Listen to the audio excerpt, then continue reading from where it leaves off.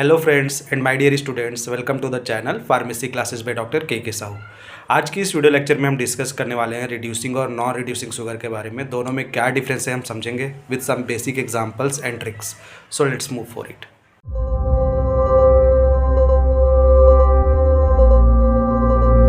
तो रिड्यूसिंग और non reducing sugar को समझने से पहले मैं आप लोग को बताना चाहूँगा ये डिफ्रेंशिएशन करना ही क्यों ज़रूरी है। मतलब रिड्यूसिंग और नॉन रिड्यूसिंग शुगर को बनाना ही, डिफ्रेंशिएट करना ही क्यों ज़रूरी है, उसको समझना क्यों ज़रूरी है।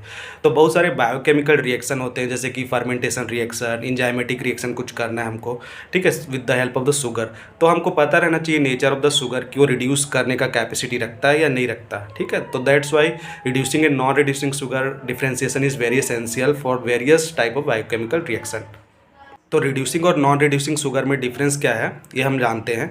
देखो, मैंने अपने हर वीडियो पे बोला आप लोगों की नेम पे पहले फोकस किया करो आप लोग। जैसे अभी रिड्यूसिंग शुगर है आपके सामने, तो रिड्यूसिंग शुगर का मतलब समझने से पहले उसके नेम पे फोकस करो। रिड्यूसिंग शुगर मतलब कुछ ऐसे शुगर जो रिड्यूसिंग एजेंट की तरह काम करता हो, ठीक है, जो सामने वाले को रिड्यूस कर सके, कुछ रिएजेंट को रिड्यूस कर सके या खुद ऑक्सीडाइज हो सके, है ना। दोनों का मतलब सेम होता है, दूसरे को रिड्यूस करना या खुद ऑक्सीडाइज हो जाना। तो अगर हम टॉलेंस रिएजेंट की बात करें या फैलेंस रिएजेंट की बात करें तो ये दोनों ऑक्सीडाइजिंग एजेंट होते हैं। कुछ ऐसे शुगर है हमारे पास जो ऑक्सीडाइज हो जाते हैं विद दिस टू रिएजेंट्स। तो ये भी आप लोग को जानना इंपॉर्टेंट है कि कौन से ऐसे रिएजेंट है या कौन से ऐसे टेस्ट है। ये भी एग्जाम में पूछा जाता है कि रिड्यूसिंग और नॉन रिड्यूसिंग शुगर को डिफ्रेंशिएट करने के लिए कौन सा हम टेस्ट लगाते हैं। तो फैलिंग्स टेस्ट और टॉलेंस टेस्ट, FT आप याद रखो, ठीक है, फैलिंग्स एंड टॉलेंस। अब हम समझ लेते हैं ये रिड्यूसिंग करने का कैपेसिटी इसमें आया कहाँ से, जो रिड्यूसिंग शुगर बोल रहे हैं। तो जितने भी रिड्यूसिंग शुगर है, ये चीज़ आप लोग अच्छे से सुनो, जितने भी रिड्यूसिंग शुगर है उसमें फ्री एल्डिहाइड और कीटोन ग्रुप होना जरूरी है, तभी जाके वो दूसरे को रिड्यूस कर सकता है, ठीक, रिडक्शन रिएक्शन शो कर सकता है। ये आपको पता रहना चाहिए। फॉर एग्जांपल जैसे कि glucose, galactose, fructose, this all are the reducing sugar, ठीक है, क्योंकि इनके पास फ्री एल्डिहाइड और कीटोन ग्रुप है, ये रिडक्शन रिएक्शन शो कर सकते हैं, ठीक है। लेकिन अगर ग्लूकोज और फ्रक्टोज को मैं मिला दूं तो क्या बनेगा, सुक्रोज बनेगा, डाइसेक्राइड है सुक्रोज एक। तो ग्लूकोज और फ्रक्टोज जब मिलता है तो इसके जो फ्री एल्डिहाइड और कीटोन ग्रुप है वो यूटिलाइज हो जाता है ग्लाइकोसाइडिक बॉन्ड बनाने में।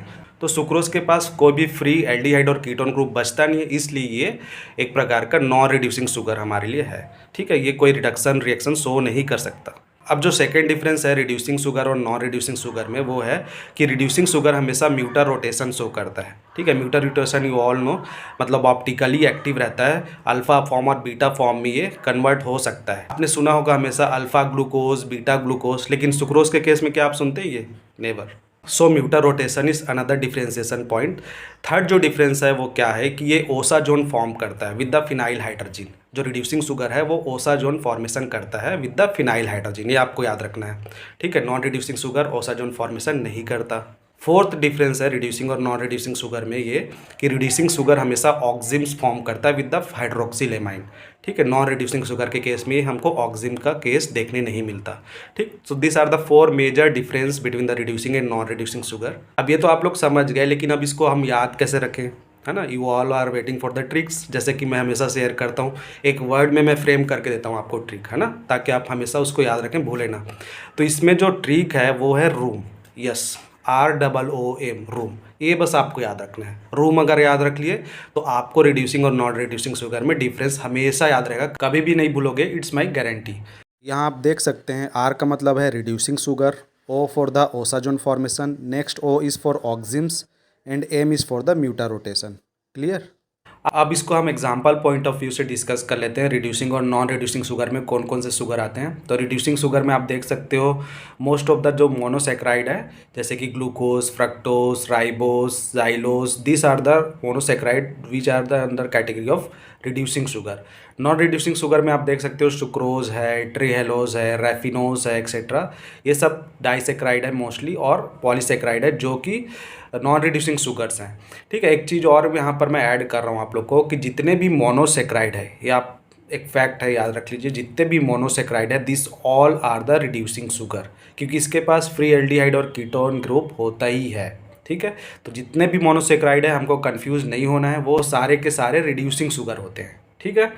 अब डाइसेक्राइड की अगर बात करें तो डाइसेक्राइड में एक्सेप्ट सुक्रोज, ठीक है, सुक्रोज को अगर छोड़ दे तो जितने भी डाइसेक्राइड है वो भी सारे रिड्यूसिंग शुगर हैं, ठीक है।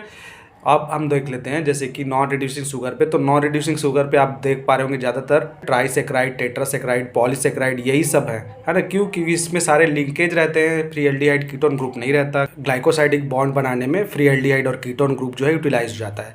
That's why most of the trisaccharide, tetrasaccharide and polysaccharide are example of non reducing sugar. So these are the basic difference between reducing and non reducing sugar. अब मैं यहाँ पर एक चीज़ और ऐड कर रहा हूँ आप लोग के लिए, वो है हेमी एसिटल या हेमी कीटल ग्रुप। क्या होता है ये हेमी एसिटल या हेमी कीटल ग्रुप? देखिए, एक ऐसा ग्रुप है जो कि रिड्यूसिंग शुगर में पाया जाता है। कब? जब रिड्यूसिंग शुगर साइक्लिक के फॉर्म में हो, ठीक है, रिंग के फॉर्म में जब एग्जिस्ट करता है तो हेमी एसिटल या हेमी कीटल ग्रुप उस पर पाया जाता है। जैसे कि फ्री एल्डिहाइड और कीटोन ग्रुप में बोल रहा था, वो अगर लीनियर के फॉर्म में है, अगर इसका स्ट्रक्चर लीनियर फॉर्म में है तो फ्री एल्डिहाइड और फ्री कीटोन ग्रुप रहता है। लेकिन उसी प्रकार अगर ग्लूकोज या फ्रक्टोज कोई भी रिड्यूसिंग शुगर अगर वो साइक्लिक फॉर्म में, रिंग फॉर्म में है, तो उसमें हेमी एसिटल या हेमी कीटल ग्रुप रहता है। कैसे पहचाने इसको? हेमी एसिटल या हेमी कीटल ग्रुप का एक ही पहचान है, अगर वो कार्बन 3 चीज़ों से घिरा हो। पहला जो चीज़ है वो है hydrogen group, second hydroxyl group that is OH group, और थर्ड है ईथर ग्रुप।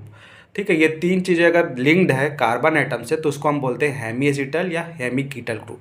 तो ये ग्रुप प्रेजेंट होना चाहिए रिड्यूसिंग शुगर के केस में। नॉन रिड्यूसिंग शुगर में ये नहीं पाया जाता। So this is all about today's video. I hope आप लोग को ये जो रिड्यूसिंग और नॉन रिड्यूसिंग जो शुगर है जिसमें कन्फ्यूज़न काफ़ी होता था वो आप लोग को अब याद रहेगा लंबे समय तक। हम लोग कुछ बेसिक ट्रिक्स और फैक्ट जो यहाँ पर डिस्कस किए वो आप लोग बस याद रखिएगा। Then it's my guarantee that आप कभी भी नहीं भूलोगे ये जो डिफरेंस है। मिलते हैं इसी प्रकार के और भी इंफॉर्मेटिव वीडियो के साथ next time. Till then, thanks for the watching. Thank you, take care.